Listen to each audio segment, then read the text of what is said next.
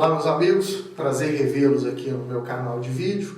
E esta gravação de hoje trataremos da empresa individual de responsabilidade limitada, uma nova modalidade de pessoa jurídica criada no direito privado brasileiro e que vem sendo muito reconhecida pela abreviatura da sua expressão, do seu nome, que alguns autores têm chamado de Eireli, outros de Eireli. Há uma certa discussão doutrinária a esse respeito, como seria a verdadeira pronúncia, a correta pronúncia dessa expressão, mas é algo que não nos interessa aqui, já que o nosso canal de vídeo é apenas para debate de temas jurídicos. Então, nos centraremos aqui hoje apenas nas discussões que têm correlação ao direito privado.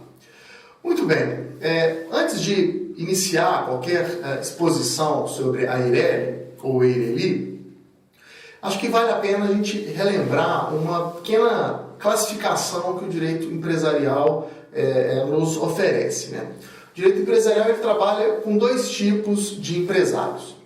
Aquela pessoa que quer iniciar um empreendimento no Brasil, ele tem duas opções. Ou ele pode usar a sua própria personalidade natural, né? A pessoa, se tem mais de 18 anos, está em pleno uso das faculdades mentais ou é emancipado, ele tem, portanto, plena capacidade de direito e de exercício, e ele pode usar essa capacidade, usar a sua personalidade natural para estabelecer, inclusive, negócios empresariais.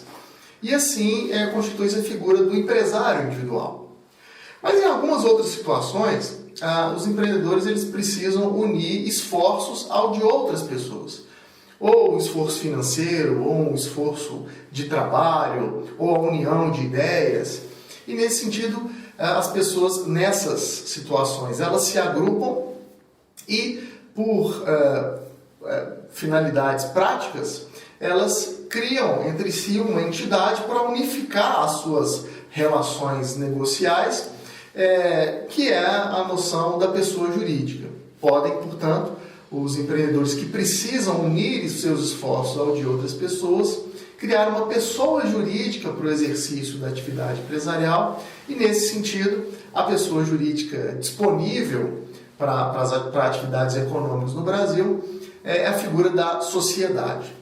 Durante muito tempo, trabalhamos apenas com essas duas possibilidades. Ou alguém se lança sozinho na atividade empresarial, usando da sua personalidade física, configurando então a situação do empresário individual, ou então unindo o esforço ao de outras pessoas, criando uma pessoa jurídica para isso, especificamente a sociedade, e dando início então às sociedades empresárias. Duas categorias que durante esse tempo todo atenderam à grande maioria das necessidades, das situações, mas que deixavam de lado, deixavam de fora um interesse bastante específico. Daquelas pessoas que desejavam lançar-se à atividade empresarial por meio de uma pessoa jurídica, mas que não desejavam ser sócios. A necessidade dessas circunstâncias se dá basicamente por questões de ordem prática. Quando se cria uma pessoa jurídica por exercício de uma atividade econômica, é possível então concentrar todas as atividades negociais na pessoa jurídica, podendo então o criador, a pessoa física criadora, manter consigo apenas as suas negociações pessoais. A presença de uma pessoa jurídica à frente da atividade empresarial organiza melhor as relações do empreendedor. Tudo aquilo que é de âmbito profissional, ele concentra na pessoa jurídica. Tudo que é de âmbito pessoal, seu patrimônio inclusive, ele concentra com a sua própria personalidade física. E ao longo do tempo, essa necessidade, ou este perfil de interesse, esse perfil de empreendedor, ele passou a ter mais uma razão para demandar a criação de uma terceira via. Porque dentro das possibilidades societárias há dois tipos de sociedades, ao menos no direito brasileiro, que conferem aos seus integrantes responsabilidade limitada pelos débitos da entidade. Isto é, E são os dois tipos societários, a sociedade limitada e a sociedade anônima. Nessas duas modalidades societárias, caso as entidades não tenham patrimônio para arcar com as suas dívidas, os seus credores não podem cobrar esses débitos dos integrantes da pessoa jurídica. Não podem cobrar esses débitos dos sócios. Pelo menos não como regra geral. É claro que há exceções na legislação trabalhista, na legislação tributária, mas como regra geral, as sociedades limitadas e as sociedades anônimas, de certa forma, blindam os seus sócios da cobrança de débitos negociais. Então, uma eventual negociação fracassada, um empreendimento daquela sociedade empresária que não foi muito bem sucedido, gerando um acúmulo de dívidas, os credores, normalmente, em situações básicas, têm que se limitar a cobrar apenas da pessoa jurídica. Para cobrar do sócio, somente até o limite da contribuição que ele admitiu fazer para a própria sociedade ao ingressar nela. Então, os sócios, melhor dizendo, eles até podem ser cobrados por dívidas da pessoa jurídica, mas somente até o limite da responsabilidade que eles assumiram ao ingressar na pessoa jurídica. E mesmo assim, se aquele sócio já tiver feito a sua contribuição para a sociedade, no caso da sociedade anônima, e se todo o capital social da sociedade limitada já estiver também integralizado, já estiver todo pago, aí nem mesmo aquele limite da contribuição, da responsabilidade, poderá ser cobrado do sócio. Ou seja, são duas situações bastante interessantes, bastante benéficas para quem integra uma sociedade limitada ou uma sociedade anônima. E aqueles empreendedores, portanto, que desejam se lançar sozinhos numa atividade econômica, eles não possuem essa prerrogativa. Se a sua atividade profissional for mal sucedida e gerar um acúmulo muito grande de dívidas, o patrimônio pessoal do empresário individual é todo comprometido, poderá todo ser penhorado para o pagamento daquelas dívidas, mesmo não tendo correlação com a atividade profissional. Só sobrariam os bens declarados em lei como impenhoráveis, como, por exemplo, o bem de família.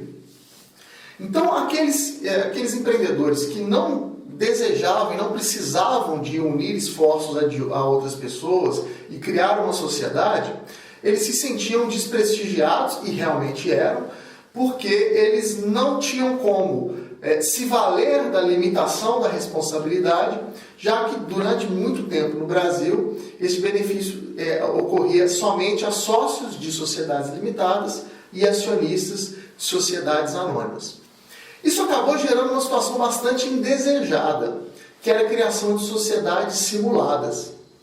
Aquelas pessoas que não desejavam e não precisavam ter sócios, eles podiam se lançar à atividade empresarial sozinhos, eles acabavam criando sociedades, principalmente limitadas, com sócios constituídos por pessoas que efetivamente existiam, mas que nenhum interesse tinham em fazer parte de um quadro societário.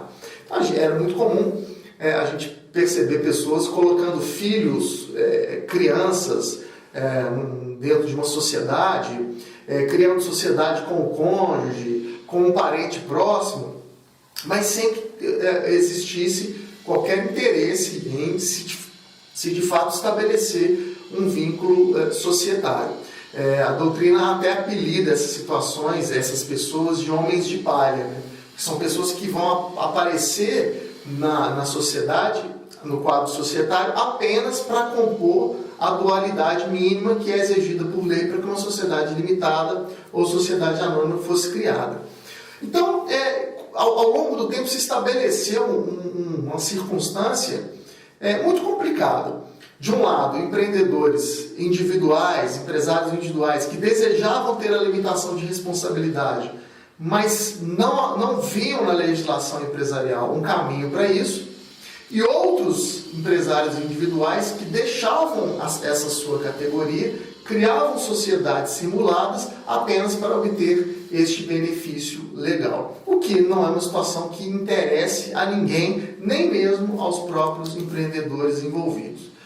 Então, ao longo de toda essa evolução aí do direito empresarial, do direito societário brasileiro, essa demanda foi ficando cada vez mais forte por parte dos empreendedores, que exigiam que o direito brasileiro reagisse e, à semelhança do direito de outros países, criassem institutos aqui entre nós, estruturas jurídicas que viabilizassem que alguém que não desejava e não precisava ter um sócio pudesse constituir uma pessoa jurídica sozinho, individualmente, e que também pudesse usufruir do benefício da limitação da responsabilidade, que os créditos, os débitos, melhor dizendo, negociais, da atividade profissional, só pudessem ser cobrados da pessoa jurídica, e enquanto que o integrante, o empreendedor, ele ficasse apenas com as suas negociações pessoais